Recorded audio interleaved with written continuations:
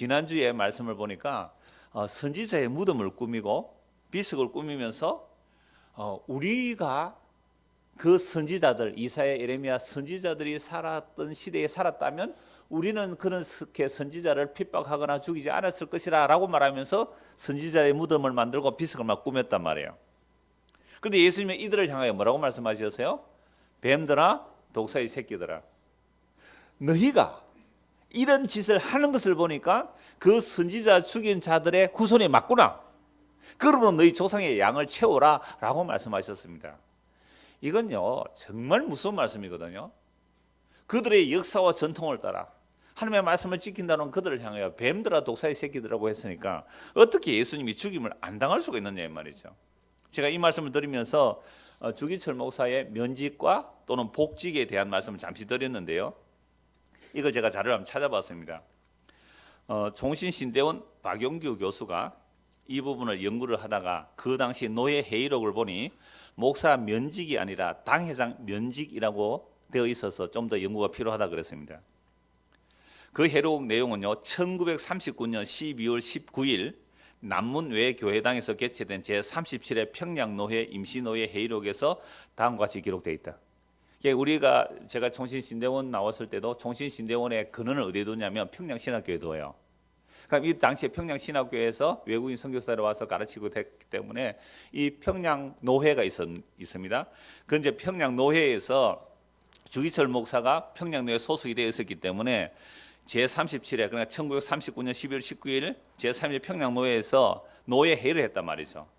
그때 안건 결의를 했는데 입석자가 누구냐 하면 원래 노회는 노회원만 참석하고 그 다음에 노회원 아닌 사람은 방청을 할 수가 있어요.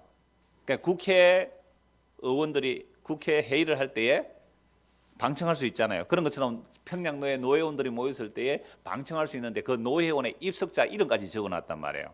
그 입석자들이 누구냐라고 하니까 평양서 송본 고동주임, 평양대동 선교 3세의 고동계 형사대, 전평서 고동계 주임, 현 평원서장, 청수천 경부 이런 이름을 적어놓고 이제 안건을 결의한 거예요. 1. 주기철 목사는 총회의 신사참배 결의와 총회장의 경고문을 무시한 이유로 교회 헌법 건정조례 19조에 의하여 산정교회 시무를 권고 사직한다. 2. 이인식 목사를 산정교회 당회자로 임명하다. 여러분 평양노회가 이미 총회에서 결의를 했어요. 총회에서 뭐라고 결의했어요? 신사참배는 종교적 의식이 아니라 국가 의례다라고 결의를 했기 때문에 신사참배 해도 된다, 해야 된다라고 결의를 했단 말이에요. 그런데 평양노회 안에 주기철 목사가 신사참배를 안 했거든요. 그럼 평양노회, 그러니까 목사는 노회 관할이에요. 그러니까 노회에서 상회가 총회니까 총회에서 노회에 공문을 보냈어요. 이 법을 시행하라. 그러니까 주기철 목사가 신사참배를 안 하니까 노회에서 주기철 목사를 시무 권고 사직시킨 거예요. 그러니까 이제 감옥에 갔을 때 다른 자료들을 보면 감옥에 가 있을 때 이 이인식 목사라는 사람이 산정교회 당회장으로 파송하면 이제 산정형 교회 당회장으로 와요. 이인식 목사가. 그러니까 예를 들면 노예에서 저를 만약 면직시키면 다른 당회자를 파송하잖아요. 그러면 다른 당회장이 와서 여기 와서 이제 강단을 설교할 권한을 가지는 게 이 노예 제도거든요. 자 이렇게 되었을 때에 이제 이 주기철 목사는 감옥에 가 있었어요. 그래서 이인식 임시 당회장이 당회장 파송된 사람이 그 감옥에 가서 당신을 권고 사직하라 그러는데 어떻게 할래라고 물은 거예요. 그러니까 주기철 목사가 뭐라고 했느냐면 당신은 누가 보냈습니까? 그리스도가 보냈습니까? 사탄이 보냈습니까? 이렇게 했던 얘기들이 이제 기록이 있는데 어떤 노회록에 기록이 되어 있는 것은 시무 권고 사직이 되었어요. 자, 이러한 결정이 잘못된 것이라고 통합에서 2번 또는 동로에서 1번, 합동체에서 1번 이게 원인 무효라고 하면서 복직을 하고 감사예배를 드렸단 말이에요. 노예에서. 이러한 모습을 보고 버니엘 신학교 그 최덕성 박사는 이렇게 말했습니다. 프로테스탄트 교회 그러니까 개신교는 죽은 자를 치리회의 대상으로 삼지 않는다면서 로마 가톨릭 교회는 순교자, 복자 등 갈릴레오를 치리회의 대상으로 삼는다. 여러분 몇 년 전에 갈릴레이 재판 잘못됐다고 그 가톨릭에서 교황이 발표한 거 보셨어요? 그런 것처럼 가톨릭에서 그렇게 하지만 우리 개신교에서는 그렇게 하는 게 아니다라고 얘기하면서 이렇게 말합니다. 그는 그러니까 최덕성 박사가 말한 거죠. 주기철을 면직시킨 노회는 평양에 있었지 서울이나 남한에 있지 않았습니다. 장로교회 노회는 원칙적으로 지역 중심입니다. 그러니까 원래 경상노회 하면 경상도 지역의 노회라 이 말이죠. 근데 지금은 이게 뭐 정치적으로 이리저리 이합집산이 돼가지고 뭐 지역도 경계도 별로 없게 되어버리는 그런 상황이에요. 일단 원칙은 지역 중심이에요.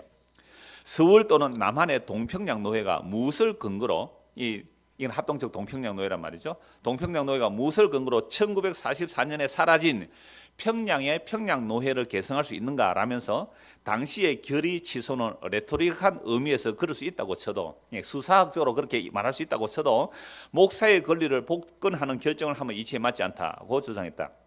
최 박사는 특히 예장통합청은 10년 전에 주기철 복권을 2번 동설로의 평양노회이나 했다. 동노회라는 교단도 복권을 시켰다. 그런데 합동적 총회나 노회가 또 복권을 시키나면서 주기철을 상품화하려는 시도와 장자의식, 갑질의식은 모두 자책골이다. 공동체적 책임이라는 차원에서 반성과 회개의 진실한 역사 기술이 필요하다라고 주장했습니다.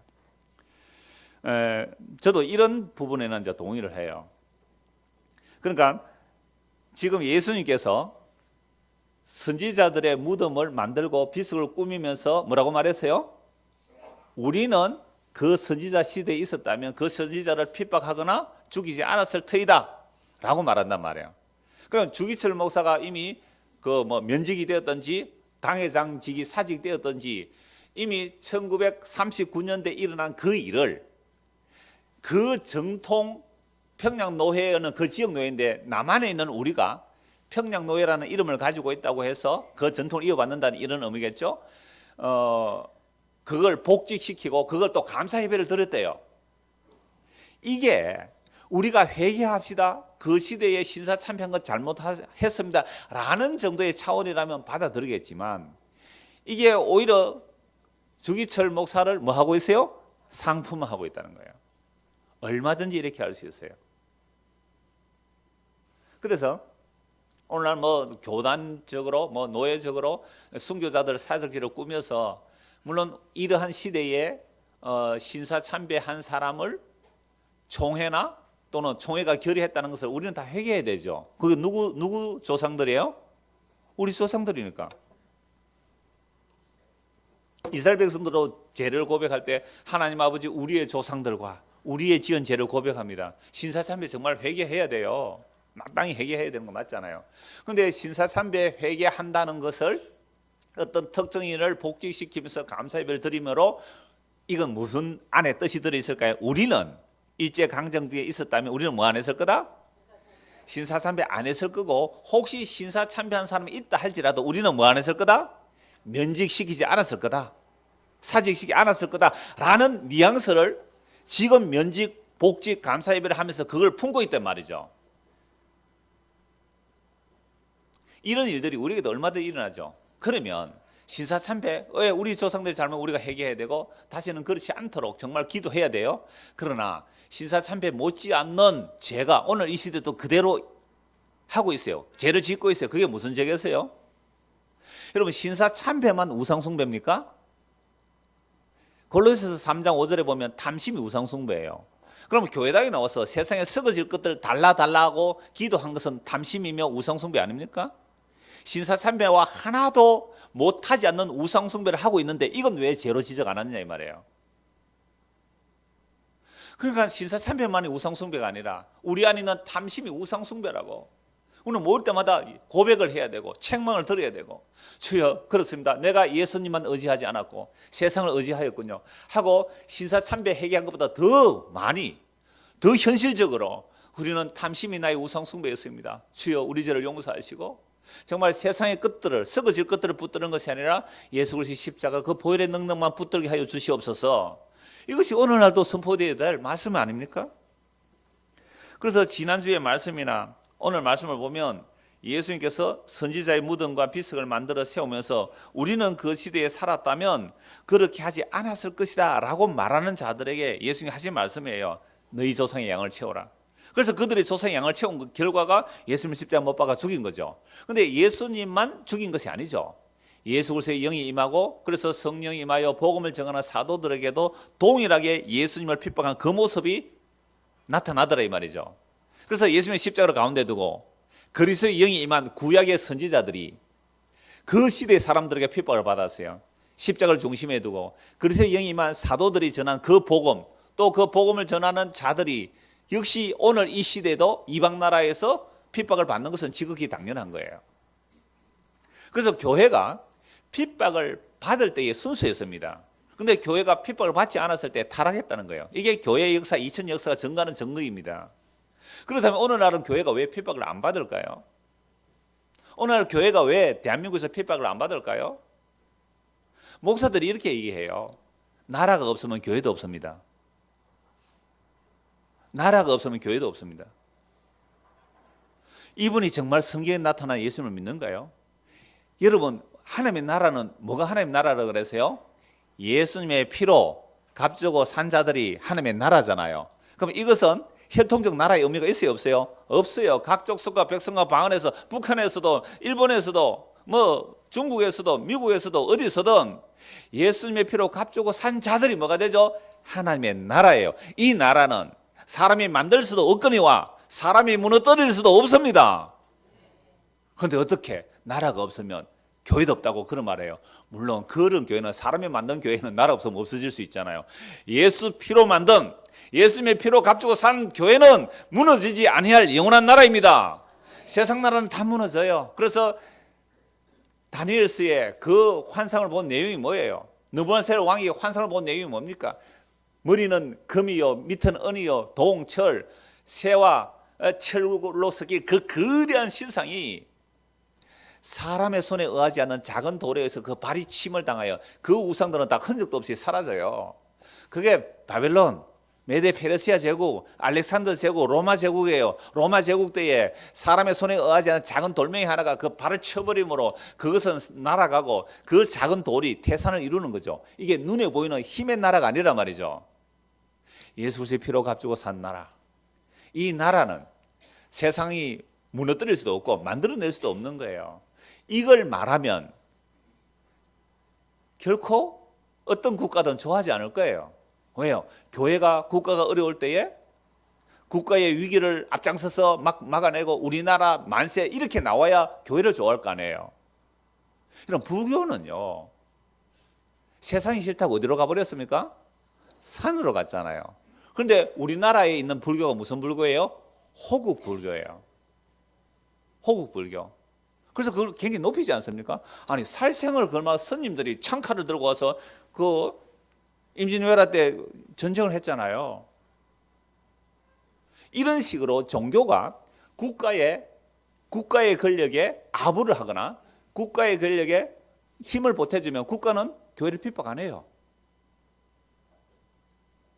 그래서 교회가 정말로 예수님의 피로 값주고 산 나라, 예수님의 피로 값주고 산 하나님의 백성들이 하나님의 나라임을 안다면 바른 말 할 수 있어야 되잖아요. 선거라고 저에게 문자가 막 날라왔더라고요. 우리 교회도 막 문자로 올려놨어요. 오늘 며칠이에요? 5월 7일. 오늘 24시간 금식하면서 기도 다 해라 그래요. 한국교회.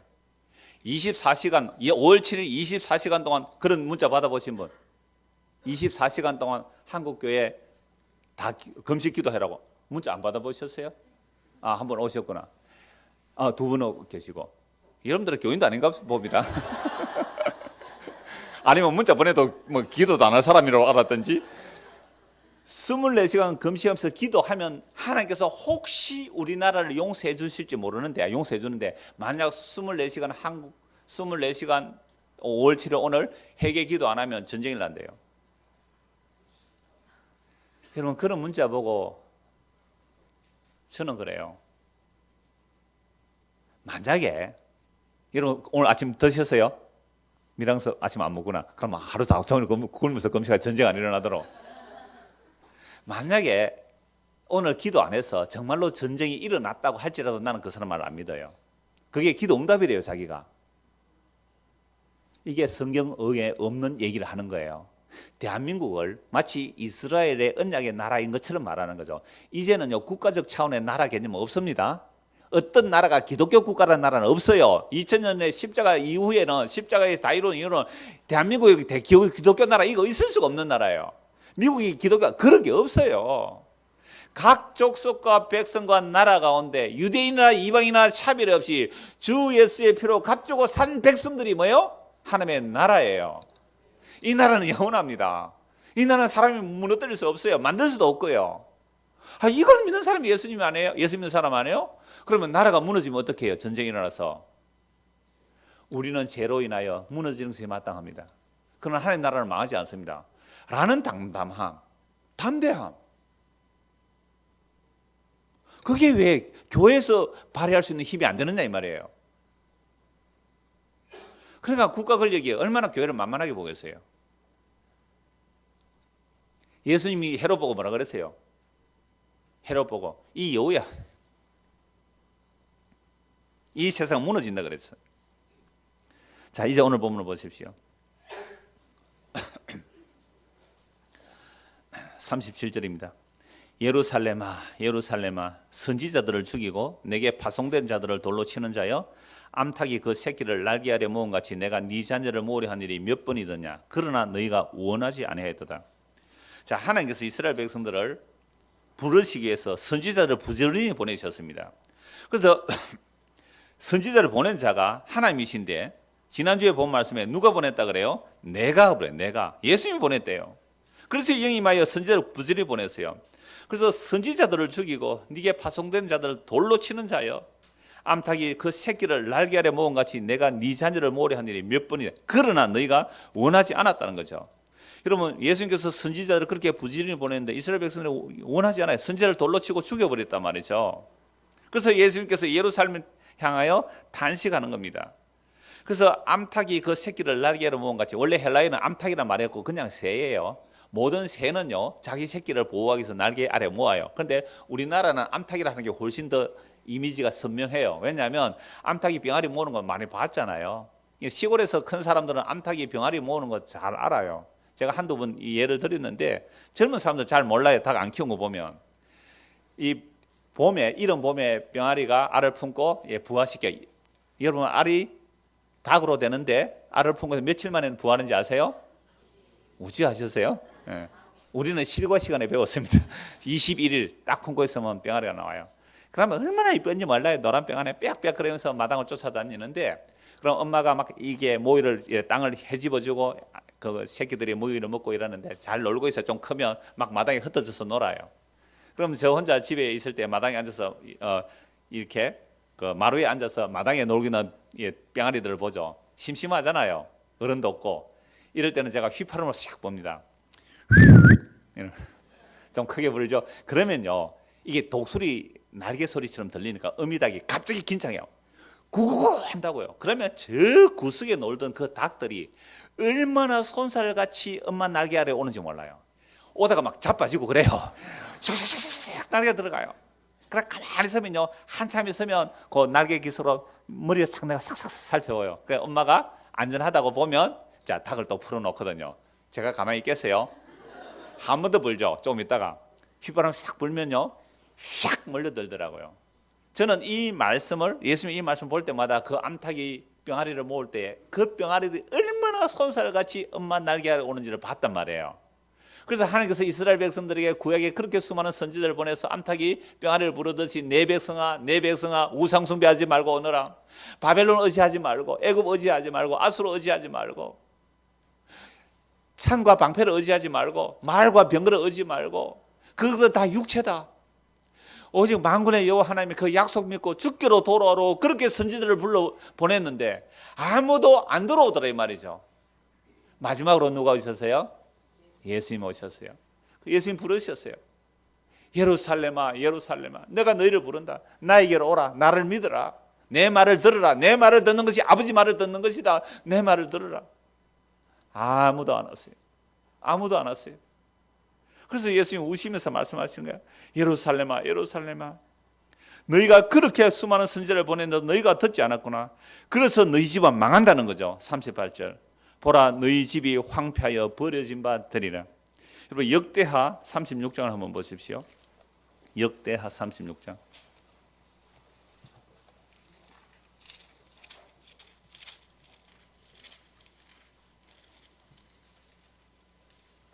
14절입니다. 역대하 36장 14절.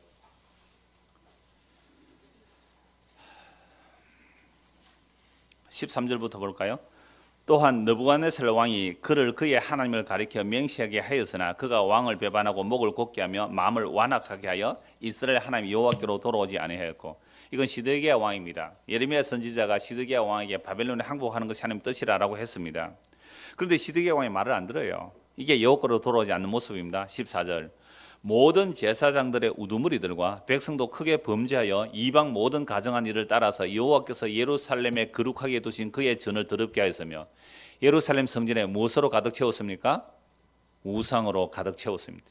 오늘 식으로 말하면 우리의 마음이 성전인데 우리의 마음이 우상으로 가득한 건 마찬가지야. 그래서 전을 더럽게 하였으며, 15절. 그 조상들의 하나님 여호와께서 그의 백성과 그 거하시는 곳을 아끼사 부지런히 그의 사신들을 그 백성에게 보내어 이르셨으나 그의 백성이 하나님의 사신들을 비웃고 그의 말씀을 멸시하며 그의 선지자를 욕하여 여호와의 진노를 그의 백성에게 미치게 하여 회복할 수 없게 하였으므로 구약에 수많은 선지자를 보냈습니다. 돌아오라고. 아무리 돌아와도 선지자의 말을 어떻게 해요? 비웃고 멸시하고 욕하고 때리고 죽여버렸습니다. 안 들어왔어요. 그래서 나라가 어떻게 돼요? 망해요. 그게 바벨론에 포로 잡혀서 70년 동안 완전히 망해버렸습니다. 나라가 망했어요. 성전이 파괴되었습니다. 70년 포로로 잡혀갔지만 하나님의 언약은 영원하기에 포로로 망했던 그 나라에서 다시 이방인의 왕 고레스가 돌아가라고 한단 말이에요. 이방인 왕을 하나님께서 움직이세요. 그래서 고레스를 통하여 이스라엘 백성들이 다시 예루살렘에 돌아와서 성전을 재건합니다. 물론 어려운 가운데 성전이 재건되고 나서 이스라엘 백성들은 스스로 자기를 돌아보죠. 살아계신 여호와 하나님, 만군의 여호와 하나님을 섬기는 우리가 왜 이방신을 섬기는 저런 바벨론에 망했느냐? 왜 북이스라엘 아수르에 망했느냐? 곰곰이 생각한 거죠. 왜? 완전히 망하고 났으니까. 망하고 나서 생각합니다. 인간은 망하기 전에 생각하는 인간은 지혜론자예요. 망하고 나서 생각한다니까요. 왜 이렇게 되었을까? 그래서 곰곰이 생각해 보니까 율법을 보죠. 율법 보니까 망한 이유가 다 나와요. 율법에 뭐가 나와요? 율법을 지키지 않아서 그렇구나. 모든 율법을 항상 지켜 행하여야만 우리가 복을 받고 머리가 되고 꼬리가 되지 아니하고 저기 몰려왔다가 한 길로 왔다가 일곱 길로 도망가는데 우리가 여호와의 율법을 지키지 않았구나 해서 일어난 운동이 무슨 운동이라 그랬어요? 바리새 운동, 분리주의자. 너희들처럼 율법 그렇게 지켜서는 안 돼. 성전 안에서 선포되는 율법만 아니라 생활 가운데서도 율법을 다 지켜야 된다. 이게 바리새 운동입니다. 그래서 철두철미하게 모든 율법을 다 지켜 행한 겁니다. 무려 613가지라는 되는 그 모세 오경의 율법 하라 하지 말라는 말씀만이 아니라 장로들의 유전과 전통들까지도 율법을 지켰단 말이죠. 그 어마어마한 율법을 다 지키니까 지키는 사람들은 진짜로 힘들어요. 얼마나 힘들는지 몰라요. 제가 잠시 안식을 지키는 법 말씀드렸잖아요. 그래서 유대인들은요, 안식일에 불 켜면 안 돼요. 전기 스위치 올리면 불 켜는 거 맞죠? 그래서 불을 켜면 안 되는 거 어떻게 해요? 타이머를 맞춰 놓습니다. 몇 시에 불이 켜지고 꺼지고. 난방도 그렇게 타이머를 맞춰 놓는다고요. 안식일이 되기 전에, 금요일 저녁 되기 전에. 이게 이스라엘 백성은 지금도 유대인들은 율법을 그렇게 철두철미하게 지키고 있단 말이에요. 그런데 이렇게 율법을 철두철미하게 지키는 그들을 향하여 예수님이 뭐라고 말씀하셨어요? 화 있을진저 7번이나 말씀하셨잖아요. 뱀들아 독사의 새끼들아 라고 말씀하셨어요. 그래서 바벨론 포로에서 돌아와서 율법을 지켜서 아무리 자기들이 의롭다 할지라도 그 율법을 지킨 그들의 의로서는 결코 하나님 앞에 의롭다함을 받을 수가 없어요. 제가 수련회 때 말씀드렸죠. 유대인들은 율법을 주셨지만 이방인들은 뭘 주셨어요? 양심을 주셨단 말이에요. 그래서 양심이 유대인들의 율법의 기능을 합니다. 그래서 양심의 기능이라는 것이 우리 안에 제가 송사를 해요. 야, 네 양심적으로 그럼 되니? 라고 하면 내 안에 또 양심이 뭐라고요? 변명을 해요. 그 정도는 괜찮아. 뭐 다른 사람들도 다 그렇게 사는데 뭐? 라고 그렇게 살아가요. 근데 율법도 마찬가지거든요. 율법도 우리 안에서 죄를 송사하면 다른 율법의 행위로 그것을 덮는다니까요. 예를 들어서 주일에 한 번 빼먹었습니다. 그럼 어떻게 해요? 주일에 한 번 빼먹으면 어떻게 합니까? 새벽기도 일주일 동안 다니는 거죠. 뭐 평소에 새벽에 안 다니는 새벽기도를. 그렇게 내 법이 고소를 하면 또 다른 법이 또 변호를 하는 이런 체제 아래 있죠. 그러니까 율법을 주신 이유는, 이방인들에게는 율법을 안 주시고 이스라엘 백성에게 율법을 주신 이유는 죄가 뭐인지를 알고 왜 대속이 필요한지를, 그걸 보여주기 위해서 율법을 주고 제사제를 주었는데 아직도 눈이 가려져 있어 안 보이는 게 맞아요. 그러니까 율법으로 자기를 치장한 겁니다. 양심으로 자기를 치장한 거죠. 이러므로 예수님께 나아갈 수가 없는 겁니다. 아무리 율법을 지키고 아무리 양심을 곱게 썼다고 해도 자신의 근원적인 죄를 알 수가 없어요. 그러니까 예수님께서 너희들은 죄인이야. 너희들은 다 죄인이라. 너희들이 하는 모든 짓이 다 죄다. 너희 아비는 마귀라고 해버렸잖아요. 얼마나 분통 터질 일입니까? 우리는 아브라함의 후손이고 남의 종이 된 적이 없는데 우리가 왜 죄의 종이냐고. 죄를 짓는 자마다 죄의 종이니라. 죄를 지어서 죄의 종이 되는 게 아니라 죄의 종이니까 죄가 나오는 거죠. 이걸 예수님께서 말씀하시니까 유대인들이 견디지 못하잖아. 저놈 죽이라. 그래서 예수를 죽이는 거예요. 다시 본문 보십시오. 보라, 너희 집이 황폐하여 버려진 바 되리라. 그러니까 이미 구약에서 한번 성전이 파괴되고 나라가 망했어요. 그래서 바벨론 포로에서 돌아왔는데, 돌아와서 율법을 다시 거룩하게 지킨다고 했지만 또다시 예수님에게 이 말씀을 듣는 거예요. 보라, 너희 집이 황폐하여 버려진 바 되리라. 이 집은 무슨 집이에요 계세요? 넓게 보면 이스라엘 전체, 좁게 보면 예루살렘, 좀 더 좁히면 성전. 예루살렘에 성전이 무너지면 다 무너진 거예요. 그래서 너희 집이 황폐하여 버려진 바 되리라. 언제 일이 일어납니까? AD 70년에 로마 장군 티투스에 의하여 예루살렘이 포위가 됩니다. 3년 동안 포위돼요. 굶어 죽게 되니까 도망가요. 그 안에 성벽이 무너지는데, 여러분 옛날에는 성이 이렇게 높아져 있으면 어떻게 성을 타고 올라가요? 사다리를 타고 올라가든지 아니면 해자를, 성벽 토담을 샀습니다. 흙을 가지고 성벽만큼 높여버리는 거죠. 그래서 그 성 위로 공격해 들어가는 겁니다. 예루살렘 안에 있는 그 수많은 사람들이 로마에 의해서 철저하게 파괴됩니다. 성전 파괴 다 돼요. 예수님 뭐라고 말씀하셨어요? 돌 위에 돌 하나 남지 않고 다 무너지리라. 예루살렘 성전 다 파괴돼요. 그리고 돌 위에 돌 하나 남지 않고 무너지라. 성전에 돌멩이 다 부수었대요. 왜요?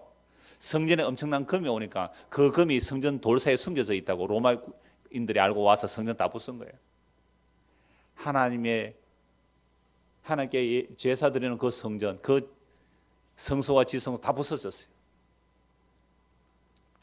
이 집이 황폐하게 되리라. 왜 그랬어요? 평화의 소식을 알았더라면 좋았을 텐데, 예수께서 평화의 소식을 전하러 오는데 예수님은 거부했거든요. 그래서 그 예루살렘이 파괴되는 겁니다. 누가복음 13장을 한번 보시죠. 평행 구절이 나오는데요. 누가복음 13장입니다.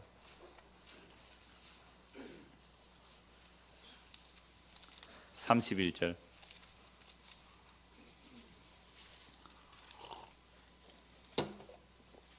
그 그때에 어떤 바리새인들이 나와서 이르되 나가서 여기를 떠나소서 헤롯이 당신을 죽이고자 하나이다.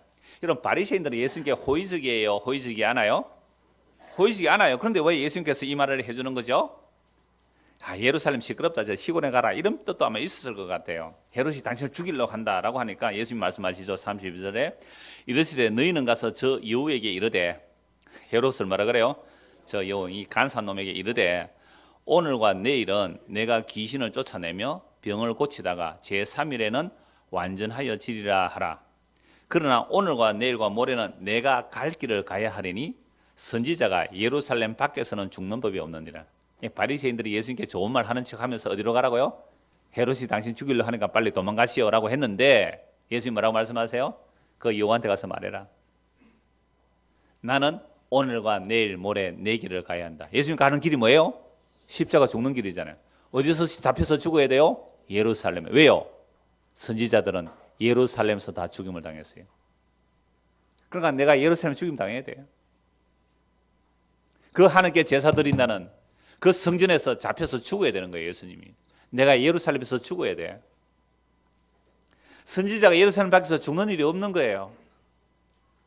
그러면서 34절 예루살렘아 예루살렘아 선지자들을 죽이고 네게 파송된 자들을 돌로 치는 자여 암탉이 제 새끼를 날개 아래 모음같이 내가 너희의 자녀를 모으려 하니 몇 번이냐 그러나 너희가 원하지 아니하였도다.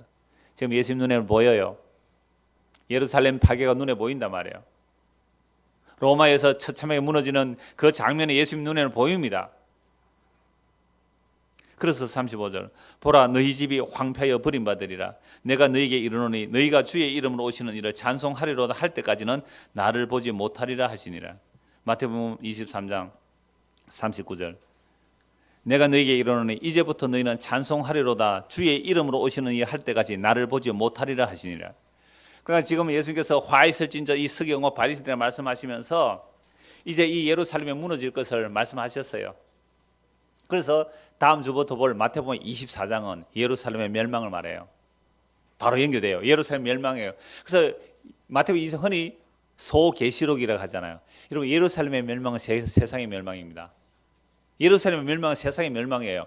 유대인들은 성전에 무너지면 이스라엘의 무너짐이거든요. 그래서 부분으로 전체를 말씀하고 있는 겁니다. 그래서 예수님이 예루살렘 보면서 우셨어요. 너희들이 평화에 가는 소식을 알았으면 좋았을 텐데.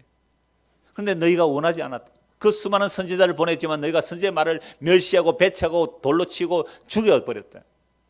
그래서 이제 너희 조상의 양을 채우게 되는 일이 일어난다. 이게요, 여러분 옛날 2000년 전의 이야기가 아닙니다. 오늘 이 시대에 우리에게 말씀하시는 거예요.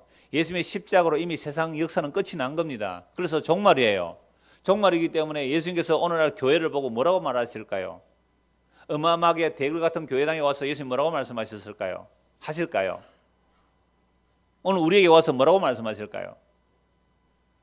늘 푸른 교회야, 늘 푸른 교회야. 너희가 선지자의 말을 배척했더니 나도 배척하구나 라고 말씀하지 않을까요? 그러므로 예루살렘아 예루살렘아 예수님의 탄식 소리가 오늘 우리에게 들리면 그건 정말 소망이 있는 거예요. 그 말씀을 듣고 회개한다면 정말 영원한 생명을 얻는 겁니다. 그런데 우리는 잘하고 있는데 뭘? 나는 복음도 아는데? 나 율법주의가 아니야 라고 하고 있다면 우리 과연 예수님의 복음이 제대로 들리는 사람 맞습니까? 그래서 예수님께서 그 예루살렘을 향하여 이제 너희 집이 버려진 바되리라 70년 망하고 완전히 폐허가 되어버리죠.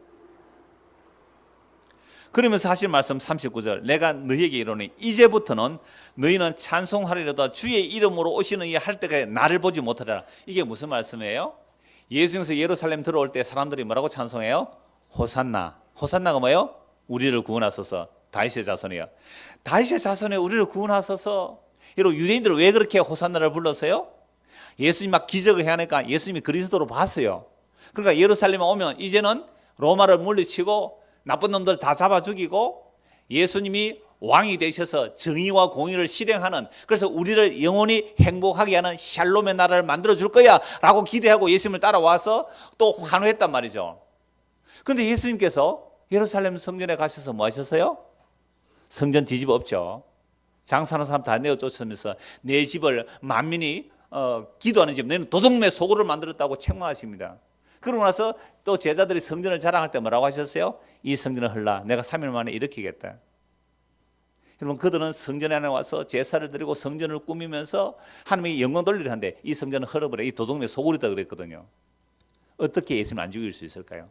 성전 때문에 먹고 사는 사람이 수십만 명인데 예루살렘 안에 그 대제사장들의 반차를 따라 그 제사장의 반차를 따라 그들의 레이지파를 따라 성전에 수비하는 그런 사람들과 함께 얼마나 많은 사람들이 성전 때문에 먹고 사는데요. 성전 앞에서 환전하는 사람들, 성전 앞에서 짐승 바꿔주는 사람들, 여관을 하는 사람들, 그들이 성전 때문에 먹고 사는데 성전을 무너뜨린다고 하는 거죠. 저놈 살려두면 안 된다. 죽이자. 그래서 예수님을 죽이는 거예요. 참된 성전은 예수님을 죽인다고요. 그래서 예수님이 이들에게 말씀하시는 거죠. 그래 너희가 내 말을 안 들으니까 이 집은 무너질 것인데 이제부터 너희는 찬송하리로다 주의 이름으로 오시는 이 할 때에 너희는 나를 못 볼 것이다. 이게 무슨 말씀이에요? 조금 전에 예루살렘 성전에 들어오실 때에 다윗의 자손이여 우리를 구원하소서 그렇게 뛰어놀던 그들 주의 이름으로 오시는 이여라고 찬송했단 말이에요. 그렇다면 예수님이 다시 주의 이름으로 오시는 이여 할 때는 언제이겠습니까? 재림의 때죠. 주의 이름으로 오시는 이여 할 그때는 재림의 때인데 너희는 재림의 때까지 나를 보지 못하리라. 어떻게 돼요? 너 심판받는 거야. 이 얘기입니다. 주의 재림의 때까지 못 봐요. 지금 예수님을 거부한 이들을.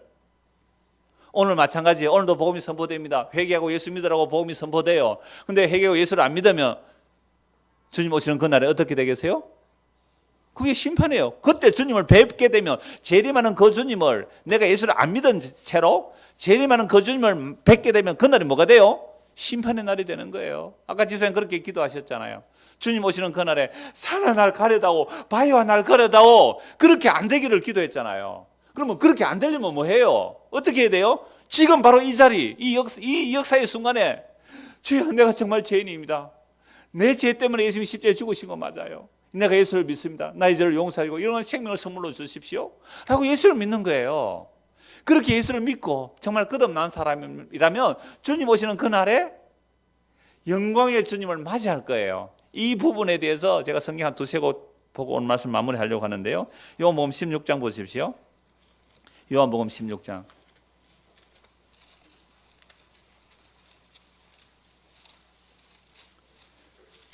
12절입니다.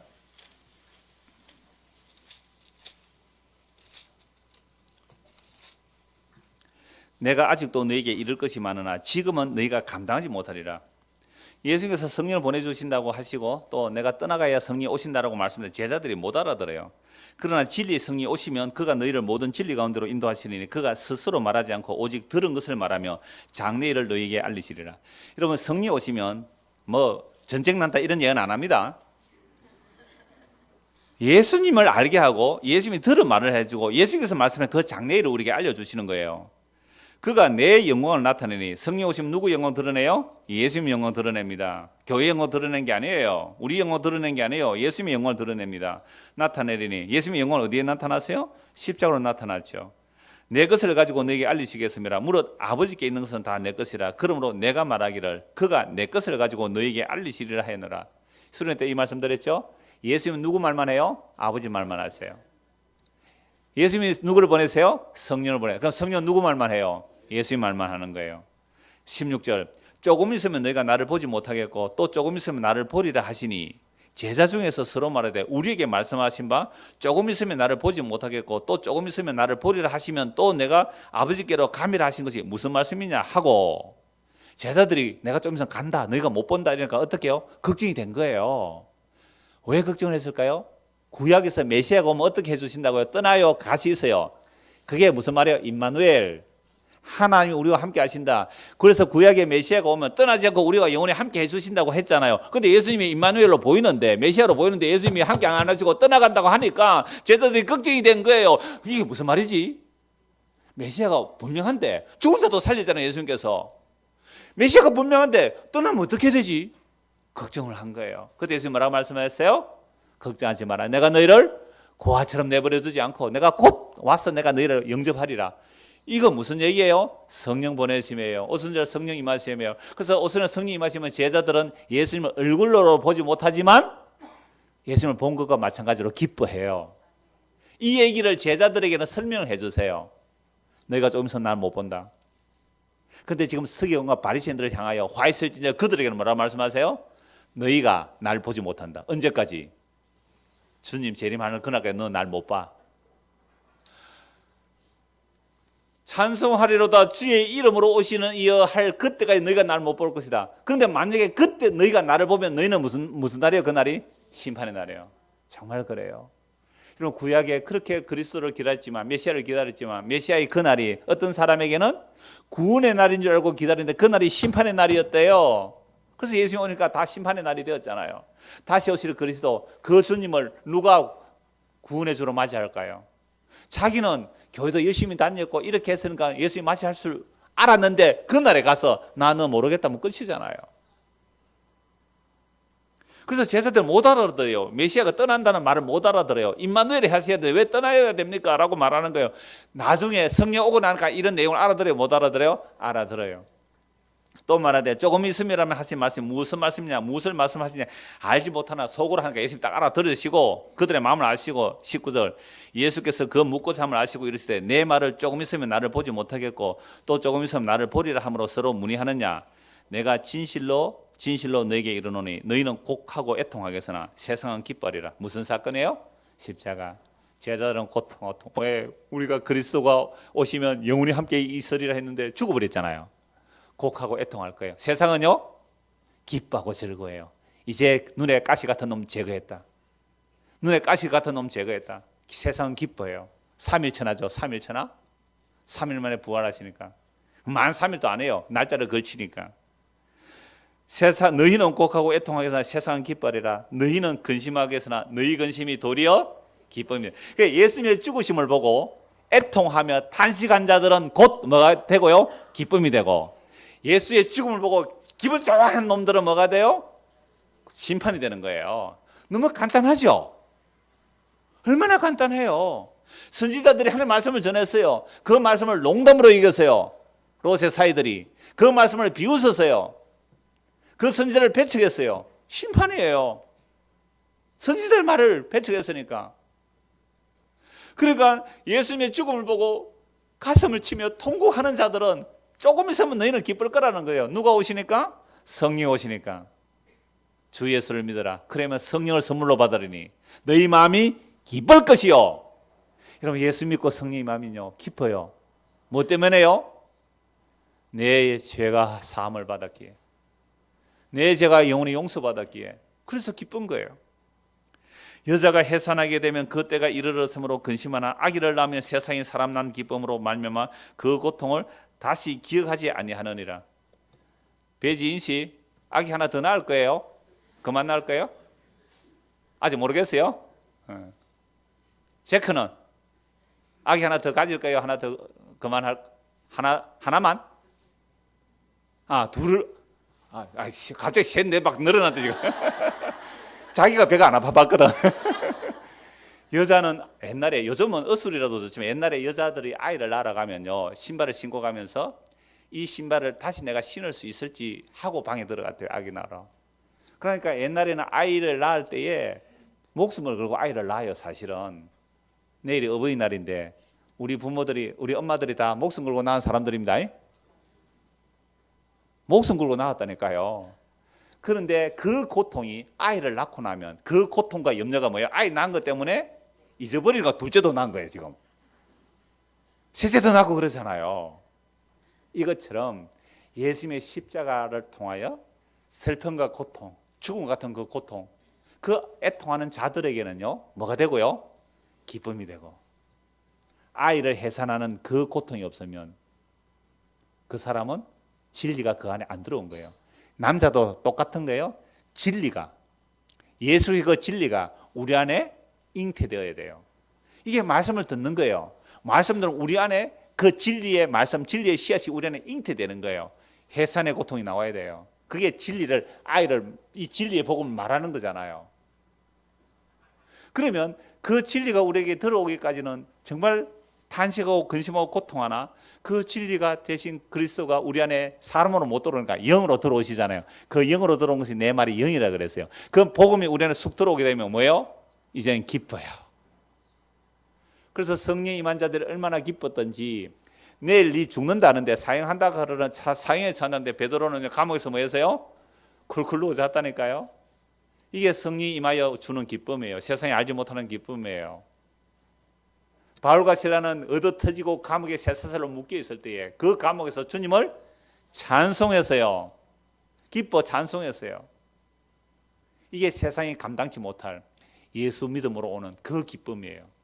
이것은요, 새 포도주의 기쁨과 달라요. 곡식 많이 사은 거, 돈 많이 번 거, 그 기쁨, 그건 다 썩어질 거, 없어질 거잖아요. 그 기쁨 비교할 수 없어요. 예수 그리스도를 믿음으로 인한 그 영원한 생명을 얻은 그 기쁨, 이 기쁨을 너희가 조금 있으면 보리라, 조금 있으면 보리라. 십자가에 죽으시고 3일 만에 부활하신 예수님을 목격했지만 너무 기뻐서 믿지도 못했어요. 40일 후에 오순절 성령임이에요. 성령이 임하게 되니까 예수님의 십자가에 죽으신과 부활이 무엇인지 알게 돼요. 너무너무 기뻤어요. 매를 맞아도 기뻤습니다. 예수 이름으로 말하지 말라고 매를 때리는데, 협박했는데 너무너무 기뻐요. 예수님 때문에 내가 핍박을 다 받다니, 예수 이름 때문에 내가 핍박을 다 받다니 기뻐했다니까요. 세상이 줄 수 없고 알 수 없는 기쁨이잖아요. 그런데 예수의 죽음을 보고 조롱하고 멸시하고 침뱉고 기뻐한 자들은 주님 다시 오시는 그날까지 못 봐요. 요한계시록 1장을 보십시다. 요한계시록 1장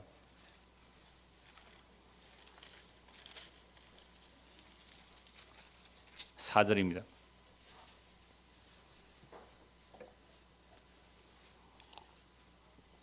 요한은 아시아에 있는 7교회에 편지하노니 이제도 계시고 전에도 계시고 장차 오실 이와 그의 보좌 앞에 있는 7명과. 요한계시록은 예수님과 하나님을 같이 말씀하고 있어요. 이 놀라운 표현이에요. 이제도 계시고 전에도 계시고 장차 오실 누구예요? 예수님이잖아요. 예수님은 하나님이라고 해요. 오실 이와 그의 보좌 앞에 있는 7명과 또 충성된 증인으로 죽은 자들 가운데 먼저 나시고 땅의 임금들의 머리가 되신 예수 그리스도로 말미암아 은혜와 평강이 너에게 있기를 원하노라. 우리를 사랑하사 그의 피로 우리 죄에서 우리를 해방하시고 그의 아버지 하늘을 위하여 우리를 나라와 제사장 삼으신 그에게 영광과 능력이 세세토록 있기를 원하노라. 아멘. 그럼 찬양대 오늘 이 찬송했잖아요.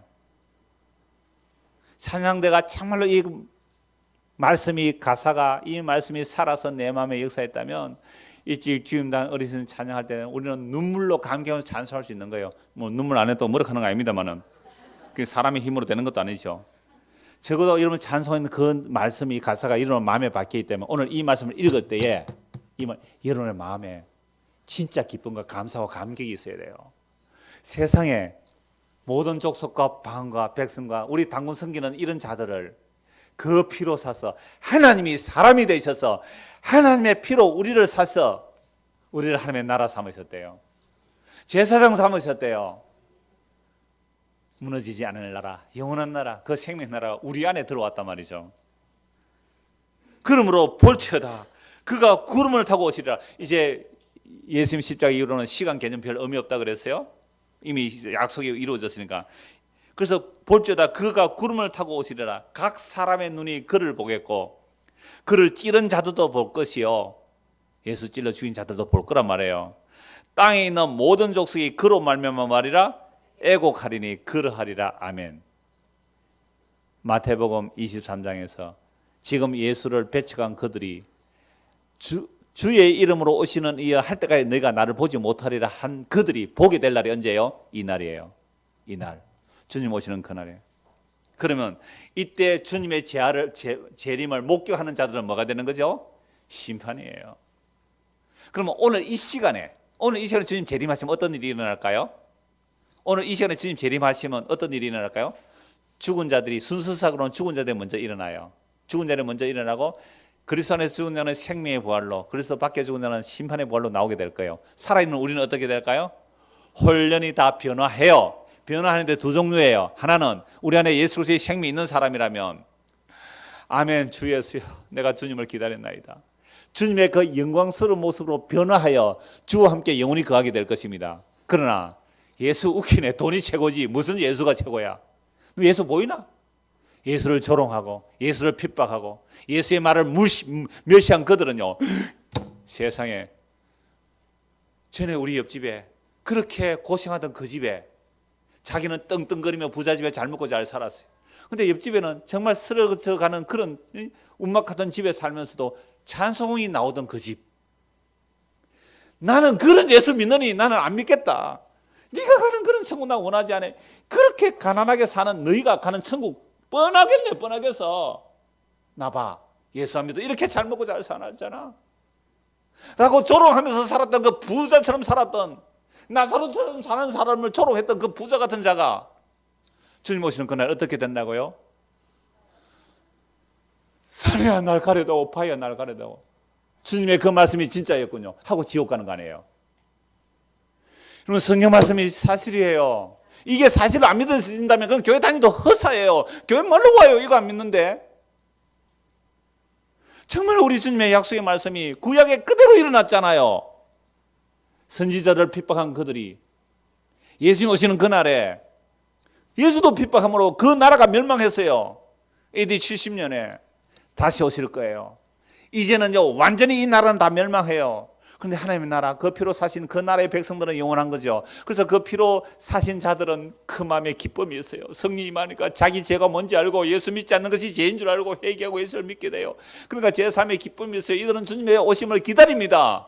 주님 재림 기다리세요. 기다리세요. 야, 나 나중에 환난 날에 홀라당 들려 올라가야지. 내 혼자 잘 살아내. 그런 식의 신천지식 믿음이 아니에요. 그건 또 자기 구원에 대한 욕망 아닙니까? 예수의 사랑이 뭔지, 십자가 사랑이 뭔지 알고 주님 보고 싶어요. 내가 주님을 얼굴로 보지 못하지만 그 사랑, 그 주님 내가 뵙고 싶어요. 이제도 믿고 말할 수 없는 기쁨으로 그를 보기를 원하는 것이 성령 임한 자들의 모습이에요. 이게 성령의 충만함이며 이게 성령 임한 자의 양심의 민감함이에요. 주님, 그러므로 나는 주님 기다려야 되겠어요. 주님 없으면 안 되겠어요. 이런 자들은 주님 오시는 그날에 한쪽은요, 화로다, 큰일 났다 이거, 산하 날 가리도 바위야 날 가리도 하면서 스스로 지옥으로 들어가요. 스스로 일부러 보낼 필요 뭐 있어요. 스스로 피하여 가게 돼 있다니까요. 그러나 주님 오심을 기다리며 핍박받으며 사람들의 손가락을 얻어먹으며 네가 예수 믿는데 네 꼴이 그게 뭐냐, 예수 안 믿는 사람 저렇게 잘 먹고 잘 사는데 너는 예수 믿는 거라서 형편이 왜 이래 됐노? 그런 조롱을 들을지라도 아니야, 당신은 내 안에 있는 기쁨을 알 수가 없어. 그러나 당신도 내 형편 이런 거는 안 닮아도 되지만 당신도 잘 먹고 잘 사는 당신도, 내가 비록 가난하고 병들고 약하고 없어 보이는 나이지만 내 안에는 예수, 이 예수 당신에게 있기를 원합니다. 그렇게 복음 전할 수 있나요? 아이고 부러워라. 주님 나도 저런 부자 되게 해주세요. 그럼 내가 예수 믿으라고 큰 소리 칠 수 있겠는데요. 그런 예수 없어요. 그런 십자가 없어요. 한국 복음 말씀 마무리합시다. 데살로니가후서 1장입니다. 데살로니가후서 1장.